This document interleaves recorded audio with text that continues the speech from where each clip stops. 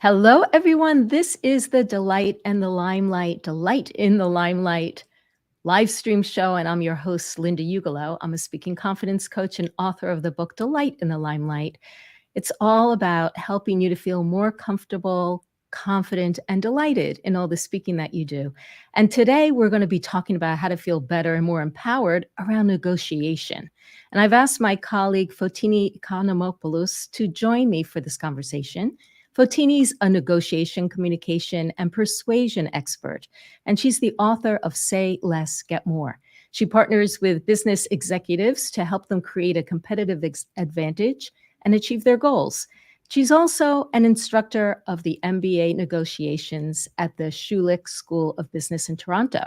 So welcome, Fotini. Thank you so much for having me.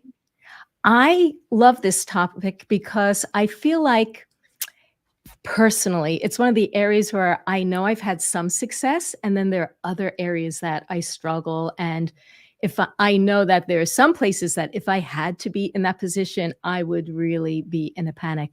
Can you speak to us about that feeling of panic and fear that happens a lot for people around negotiations? Yeah, I mean, it's something that is completely human and natural because most people aren't crazy about the idea of conflict. And in our minds, we assume negotiation is going to be full of conflict. Otherwise, we would be in agreement and we wouldn't have to have this conversation. So the second your brain starts to get into, okay, there's potential conflict mode, there's a threat to my peace, to my well-being, to my ego of some kind, we go into what I like to refer to as the saber-tooth tiger moments. So back in our cave person ancestry, if we were faced with a physical threat of some kind, it could be a saber-toothed tiger or something else, we would go into fight, flight, or freeze mode. And all the rational energy leaves our brains and it goes to our limbs. And that's what allows us to run like hell to get away from those saber-toothed tigers. But today, even though we're not faced with those same physical threats, we are faced with these intellectual threats like negotiation, like any of those stressful conversations that come up. And unfortunately, our physiology still works the same way. So we have that threat, and all the rational energy leaves our brain and it goes to our limbs, and our heart beats faster, and our breathing gets more shallow, and our palms get sweaty. And that's when we have those moments where you go, oh no, why did I just say that? I wish I could just take that back. Or afterwards, like 5 minutes later, you go, oh, this is what I should have said. Why didn't I think of it then? And it's because your brain just went into the saber-tooth tiger mode. So what we want to do is try to find ways to cope with those moments. And I mean, the reason I named the book Say Less, Get More, there's a million reasons, but one of them is just to take a moment of pause, of mental pause, to go, okay, I thought this through, or okay, I just need a calming breath right now. Just give yourself a second to allow that rational energy to come back so that you don't say something you're going to regret, so that you can say something with grace and with diplomacy and tact that you're going to be proud of, so that you can make sure that you're not going to have any of that feeling of, oh God, I wish I hadn't done that. Later on. But it's that fear, anything that is going to threaten this, well-being that we're seeking all around us. Any disruption is going to cause a saber-tooth tiger moment like that. And negotiation, unfortunately, is just one of those things. And Yeah. I get to survey people all the time when I run workshops. And there's two things that come up when I ask the question, what is your biggest fear in negotiation? And the two answers are, I fear leaving something on the table, and I fear damaging relationships. And so those are some pretty hefty things that are coming up for us. And that, of course, is going to cause a major cause for those saber-tooth tiger moments. Yeah, absolutely. And I think that's wonderful that you've asked those things. And I'm glad to know them personally, because the way I work is that if there's something, if we're afraid of damaging a relationship, then I would ask my clients, well, where in the past did you feel a relationship was damaged? And it's in like going back that we can clear that away. So it's really important to know exactly what's going on in our minds that is getting triggered, and uh, that can lead us back with a thread to where maybe the root cause is too. So that's negotiations is a particular kind of communication, and we unfortunately we don't come into it in a blank slate. We come into it with the experiences that we've had. Yeah. Yeah. I don't Beautiful, we don't it's beautiful. not only the experiences that we've had, it's also the messages that are sent to us through societal Yes, culture, through pop culture, through TV shows. Like, yes. people go when I first started telling people I was a negotiation consultant, I remember one person saying, "Ooh, argue with me." I'm like, "Actually, that's not my job. My job is the opposite, is to find resolution for people." But we have these preconceived notions that every negotiation is going to be this big battle. So of course there's this fear, this saber-tooth tiger moment coming through, all because we assume that these things are happening because that's what we've been taught in some way, shape, or form. Yeah, so talk to us instead what you see as negotiation, that it's not a conflict, but it's say more. I mean, if you look at the dictionary definition, it's just two people trying to reach an agreement. It's two people just having a conversation. And if you can approach it instead of in this fear mindset, if you can just be curious, if you can stay Mm. less for a second and go, how can I learn more about this person? How can I help them learn more about me? I talk to people all the time about often becoming what I call a victim of their own empathy as well. Because sometimes we go in there going, well, I'm in a service opportunity, whether I'm a salesperson or I run my own business or whatever it is I'm doing, I'm serving others, but that doesn't mean that you forget to serve yourself. And so either people go in there thinking, I need to get everything, and they go, I need to give them everything out of fear of damaging this relationship. And so it's just asking that curious question of, what can I find out about this person? And to prevent yourself becoming this victim of empathy, then I also ask a really important question is, what can they afford to do for me? I'm not asking them to Mm. go bankrupt. I'm not asking them to do something well outside of their budget and so on. I'm simply asking this really curious question of, what can they afford to do for me? And I'll ask myself the same question. What can I afford to do for them that is reasonable? And when you just ask that question, then all of a sudden it's not this combative conversation anymore. It's simply two people just trying to find an opportunity to serve one another, trying to reach an agreement. Oh, these are 2 big things I'd love to dive into a little bit. The first was, finding out more about people, like, what kinds of questions might like, can you give an example of a particular negotiating, set situation where and what kind of questions might someone be asking to create that rapport? I mean, there's so many. Well, when we talk rapport is one thing that I feel like is important to isolate for a second, because too often people assume that a great negotiation is, banging your fists on the table and being really demanding and being super assertive or aggressive, and that is really not the case.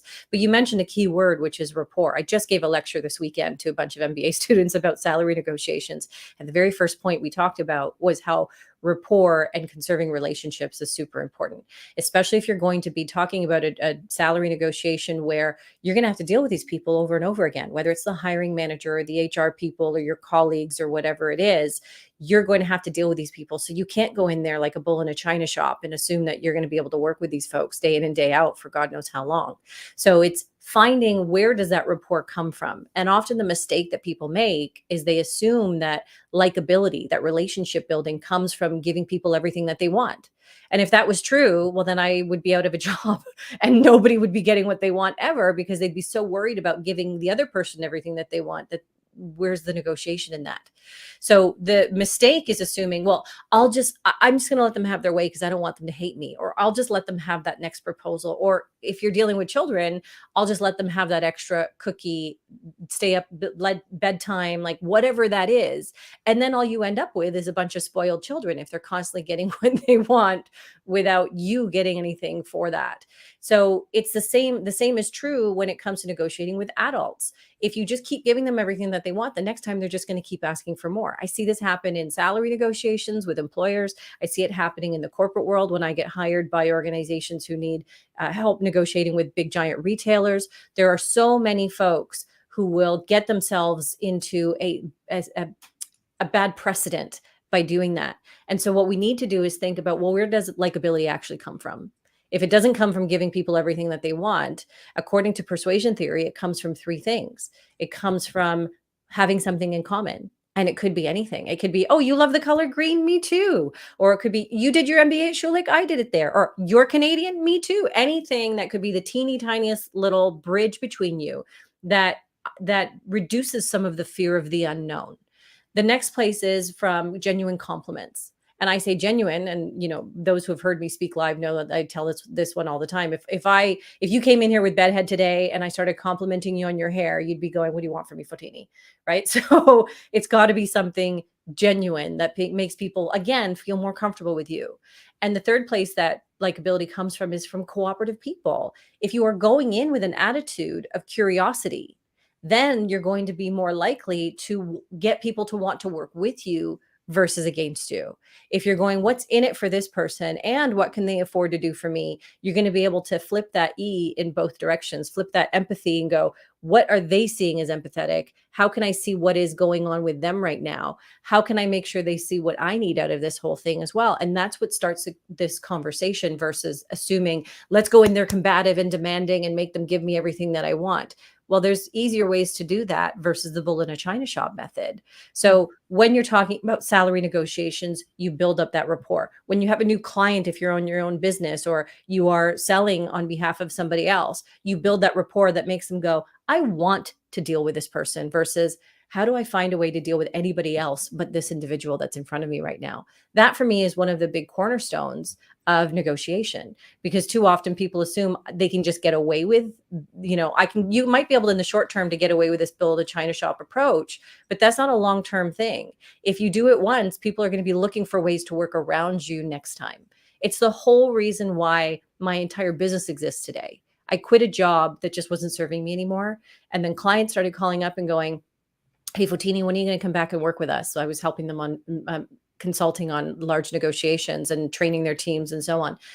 And I said, well, I don't work for that company anymore. I'm sorry. I'm not part of their schedule anymore. And they said, we didn't hire the company. We hired Fotini. We like working with you.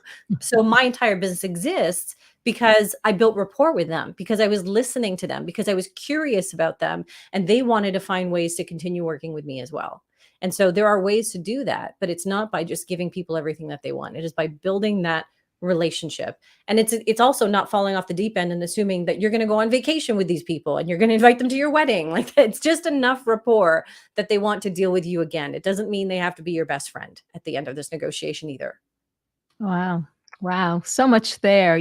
I think this is such a reframing and shift about negotiation. And I think that as people, it's one thing to hear the words, of course, and get the idea, and it's another to put it into practice. So you said before, you were talking about being curious and asking questions. Mhm. So, and you gave us some ideas about creating commonality or giving a compliment or whatever to create that kind of relationship. And then you also talked about the idea of what can you afford to give me? And that's part of the negotiation as well. And I'd love to hear you unpack that a little bit. And also from the angle of, when I think about one of the things that might make it hard for people, let's say, to ask for a salary raise or a promotion or anything really, is that they don't feel maybe deserving of receiving, or they're not used to receiving. Mhm. Is there anything that you have on that? Yeah. So I was just telling my students this weekend that whenever you're going in for any type of negotiation, it's a good idea, of course, to be prepared, be well researched. So if we're talking salaries specifically or any other type of negotiation, it's going, what is the norm? What is the standard? What is average? And so on. But then when you look at those numbers, then you have to ask yourself, am I average?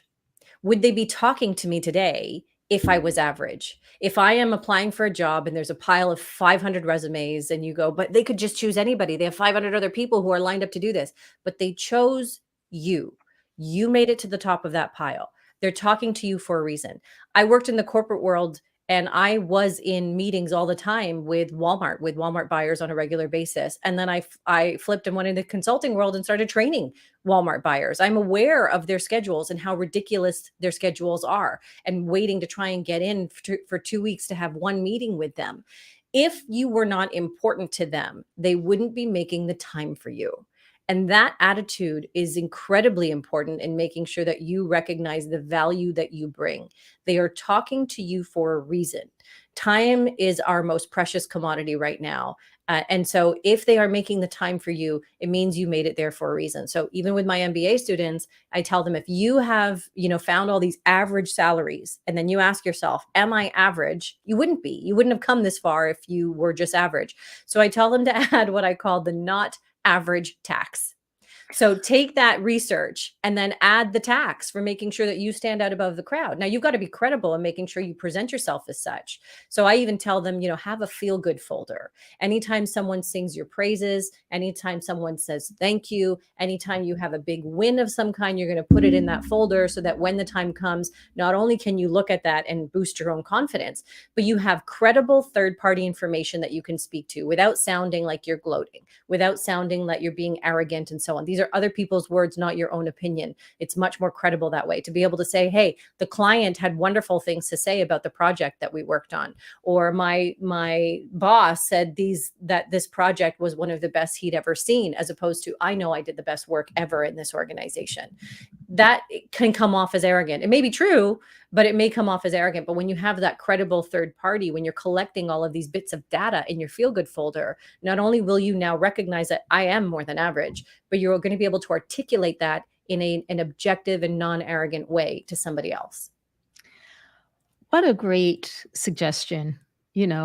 Everyone needs that place where they can first, as you say, for themselves to boost their own confidence, which is really the higher potential of that individual, that it reflects.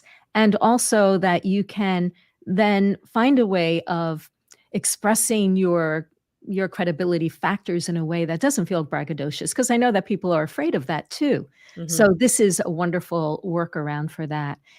I also was thinking, and I'm curious what your thoughts on this, is that when we are in front of other people, we are there to serve Mm-hmm. and to contribute. And that's really why we're in a job is, yes, we're there to make money and to hopefully enjoy the process, but we're there to contribute and make a contribution, which is a kind of a service. And I wonder what you think about that in the kind of the mindset of the negotiation process. I do think it helps. I mean, if you can go in there and, like, I tell people all the time, I meet folks you need to go into a negotiation and know what you want to get out of it, right? You can't go in there and just assume things will work out for you. You need to have a strategy, and you need to have a plan. So you're going to go in there well researched. You're going to know what you're going to be asking for. You're going to have thought about in advance, what can they afford to do for me? But then you're also going to have to think about it from the other person's perspective and go, what's in it for them? If you are not thinking about the other person's perspective, why in the hell should they listen to you? Why should they care about anything that you have to say? Because everybody's looking out for their own interests. You're looking out for yours. But if you don't consider theirs, if you don't frame things in a way that's going to be appealing to them or interesting to them or valuable to them, you're not going to get very far. Great leaders know how to get people to follow them. Well, if you want people to follow your ideas, if you want people to follow along with your proposals, then you're going to have to give them a reason to want to do that. And that starts with thinking about things from their perspective, by thinking, how does this serve them? How does this help them achieve their goals in some way? And you might be going, but how does giving me all their money help them achieve their goals? But it's because you are providing something that's going to give them that much value or more. How can you help them see that value? How can you articulate that value? Well, it starts with understanding what is valuable to them in the first place. So it's an often overlooked piece for those folks who really love competitive negotiations, where it's like talking about money and they want to go in there ready for battle. They often overlook this piece of, why should they want to deal with you? Why should they want this product or service that you're offering? If you don't know what's in it for them, you might be offering something that's completely useless or garbage. You might be missing the mark entirely. And then how does that make you a great salesperson? How does that help you serve others? So it's really important to pause and ask that question, to pause, say less for a second and go, what's in it for them? Why are they sitting in front of me right now? Sure, they need me, but why? What's important for them right now? It's finding that balance of understanding what are your needs and what are their needs. That's going to get you to a next level place when it comes to negotiating outcomes. You use the word pause a lot. You've used it a lot in the book. talk, and of obviously the say less, get more implies a pause.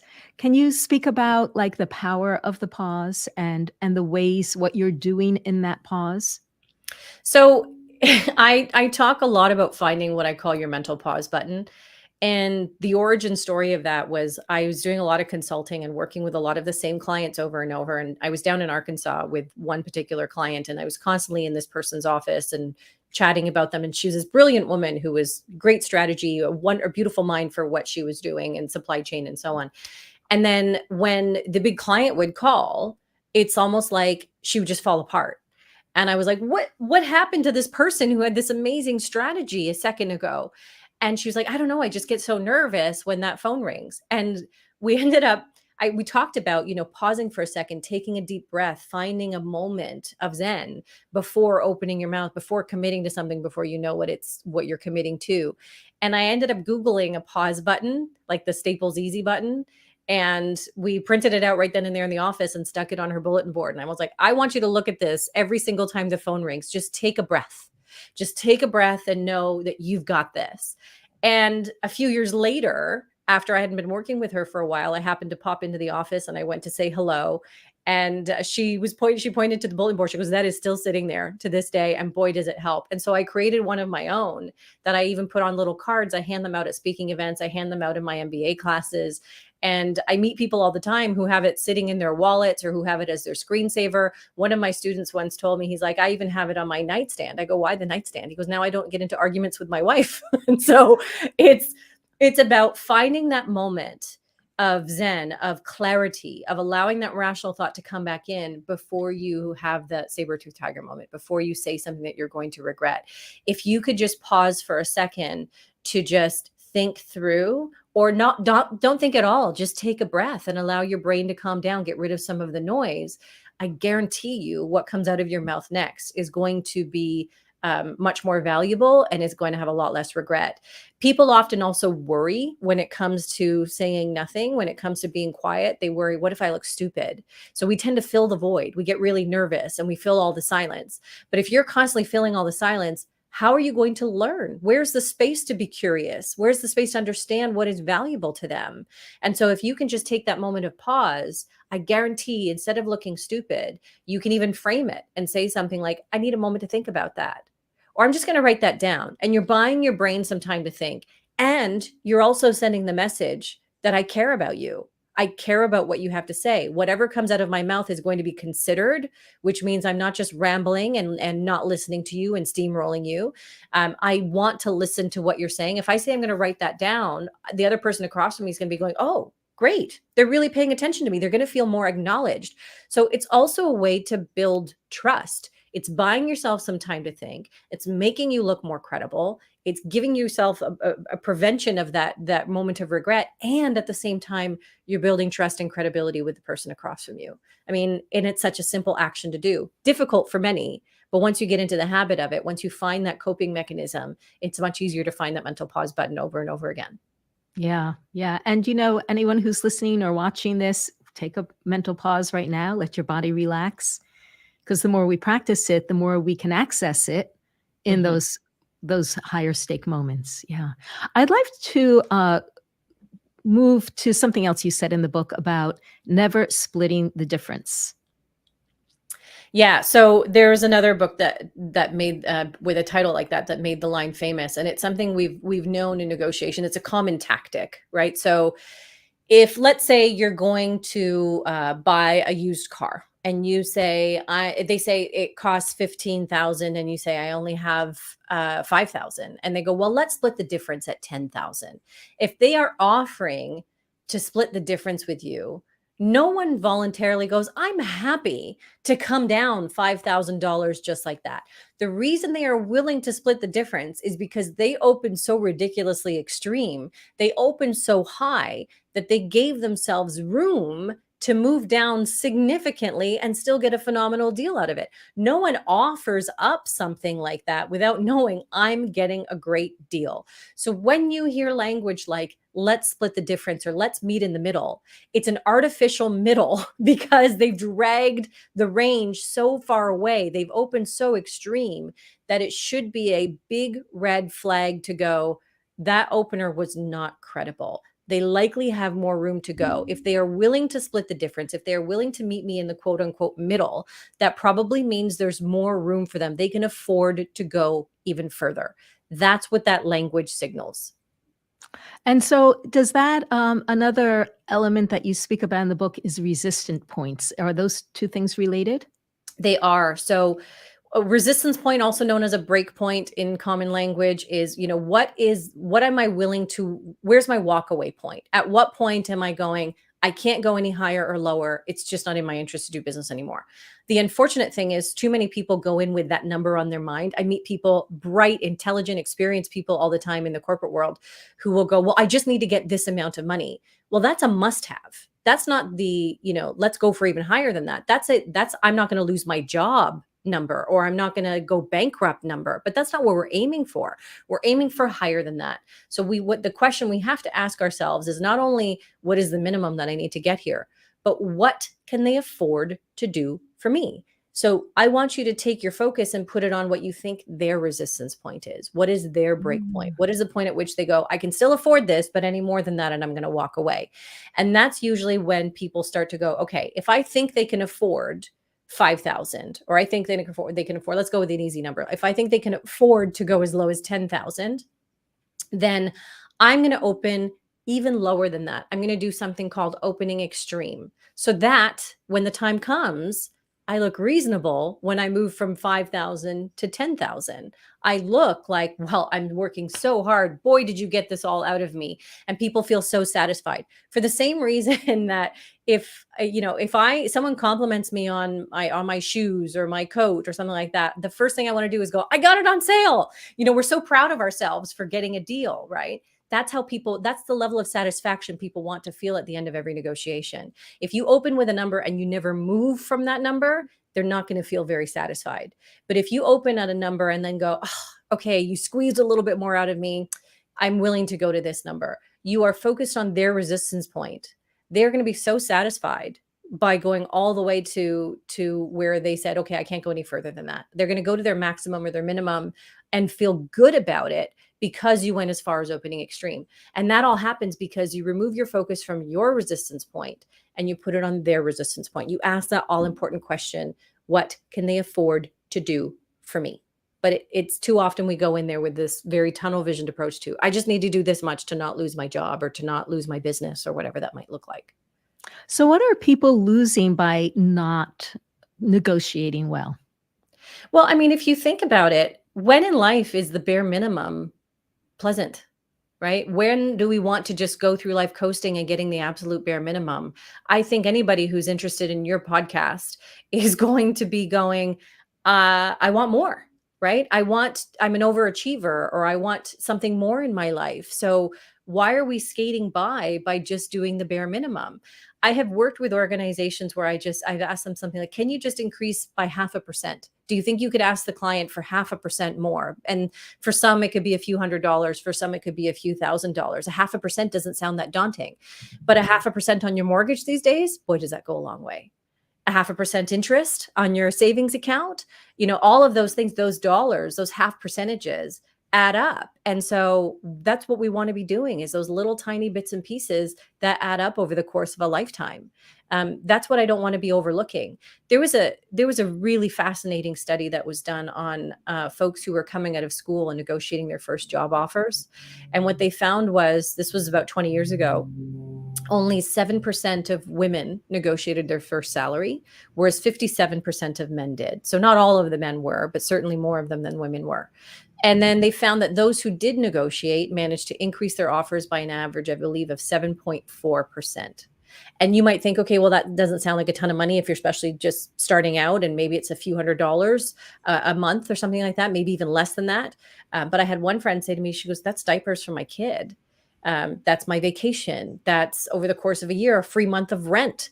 All of that could seem like a lot to some person. But then they took that study a step further and they went, well, let's compare. Let's compare the person who did negotiate and the person who didn't. In that one first only singular negotiation. And let's give them the same salary increases for the next 35 years, the same promotions, no other difference except for the first negotiation. And what they found was that person who negotiated their first salary, that 7.4%, now gets to retire 8 years earlier. Wow. So when you think about why should we go in for more than just that bare minimum, I think 8 years of retirement is a pretty compelling reason to do that. Very compelling reason. Right. And I look at it and go, well, I didn't just negotiate my first salary. I mean, that was when I was 12. It was negotiating my second, my third, and a whole bunch more promotions, all of that kind of stuff. And so I estimate conservatively that I've managed to get over 20 years of early retirement. And I might trade that in for a bigger home or a nicer car or vacations or whatever. But I now have all of those options, all because I wasn't just going for the bare minimum. Yeah. Yeah. So important. So important. Now, one of the things that you speak about in the book is the issue for people whose English is their second language or their third or their fourth. And a lot of people feel at a disadvantage because they don't feel like people, they might have an accent or their English may not be perfect. What do you have to say? So I can remember the very first time I ran a workshop in Greek. I was in Athens. I was asked to run this workshop in Greek. I have a very confusing last name for many people, but it is not a language that comes totally naturally to me. And so I was up late in my hotel room practicing for the next day. I had my, dictionary handy, and looking up every other word. I had gone through my PowerPoint presentation with my mother, whose first language is Greek. And I had made sure that I understood everything, but it was still really daunting to me. And I knew the second I opened my mouth, these 8 people who were clearly born and raised in this country were going to be able to pick up on my accent right away. They were going to know that this person is clearly not one of us. And I was super worried about that. And so when I walked into that room, one of the first things I said to them was, as you can tell, Greek is not my first language or not my most comfortable language. If you prefer, I can do this in English or in French, or I have a bit of conversational Spanish. Which one of these would you prefer I do it in English, or would you prefer I do it in Greek? And of course, you can see the look of shock on their faces, like, no English for us. And I said, if there's a time where I have an issue with a word or something is not coming out right, just flag me down. I owned that moment instead of allowing it to own me, or instead of allowing them to own me, by showing them, hey, I am here in front of the room. I have lots of abilities and I can do this. I know the reverse is not true. I didn't say it in an arrogant way to them, but clearly I'm here and able to do this. And that's a unique ability. The people, if English is not your first language, then that means that you have a second language. That's more than most people can do. And that's pretty freaking incredible. And what that also means is, I want you to make sure you are pressing that pause button over and over and over again. You can say, I need a minute to make sure this comes out in a way that is intended. I need a moment to make sure that I'm getting the words right here. And take that time to do that little translation in your brain if necessary. Ask a question and say, is this the word for, describe what it is that you're trying to talk about? Ask a question every once in a while and just say, did that make sense? To make sure that you're on the same page, to be curious about that person and go, are they with me? Are we understanding one another? You can ask for these moments of clarity along the way. You can be in charge of this moment without feeling like you're a victim of English as a second language. You can say, I have an ability that very few people have, and I'm going to own that moment. And I can tell you, when I was in Greece doing this for the first time in a second language, boy, did I speak a lot slower than I usually do. And that was actually a great thing for me. It forced me to pause. It forced me to think through what I was going to say instead of doing this dangerous thinking and talking at the same time thing. So doing something in your second language can actually be a massive asset versus getting trapped in the nervousness of rambling that many people in their first language will do. So it can be a huge asset instead of a disadvantage. So helpful to switch around that feeling of shame of not being perfect into an actual asset, because it allows you, number one, to become relatable by owning it, as you say, and by giving yourself that pause, and by creating relationship, by needing to ask, by having the opportunity to ask a question. Did you get that? Or was that understandable? Is this the right word? Like it builds your the closeness, the rapport, but through the actual what some people might see as a disadvantage of not speaking perfectly to having it be a plus I that it mean, gives. that mindset shift Mhm. can be so incredible for efficiency, for productivity, for the outcomes that you get. There was a really cool study that was done on fear in negotiation. And in the study, they made people watch the movie Psycho. And then they looked at the control group who hadn't watched it and those who had watched the movie. And what they found was those who just looked, in addition to just feeling anxious, got deals that were 12% less financially attractive. So Mm. by just going, "I feel okay about this. I feel good about this," versus allowing your fear to take over and go, "What if they think poorly of me? What if they think I'm stupid?" No, you're gonna change that. You're gonna make them understand how smart you are by having a second language. That's going to not only change their perception of you, but your perception of yourself and your outcomes as a result. So Yeah. it can have that confidence can have an incredible impact. Yeah. This relates to really anyone, though, because what we need to do is accept and honor ourselves just for who we are, Yeah. because we're all unique. We all express ourselves differently. We have different skills and natural abilities, and nobody can replace us. So as much as we can be our staunchest ally, the better that we can uh, enjoy the relating that we do and invite other people in. There was there was an interesting stat that I saw once about how women negotiate harder for others than they will for themselves. Mm, And I wasn't at all surprised by that. And so I started asking the women in my audiences because I do a lot of women's events because it's such an important skill to make sure we level the playing field. But I started asking them, if you were to go to bat for someone, how would you do it? And they would go, well, I would do this, this, this, and this, and this. And I said, okay, now what if that other person you're going to bat for is yourself? Why would you do any less for yourself than you would for others? Why are you less deserving than others might be? So what if we, looked in the mirror and went, this person deserves as much of our effort as everybody else around me does?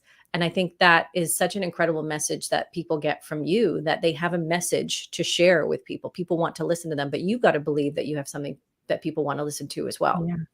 It's a powerful reckoning that we can do for ourselves to just contemplate that or open a journal and ask that, figure out what's behind it.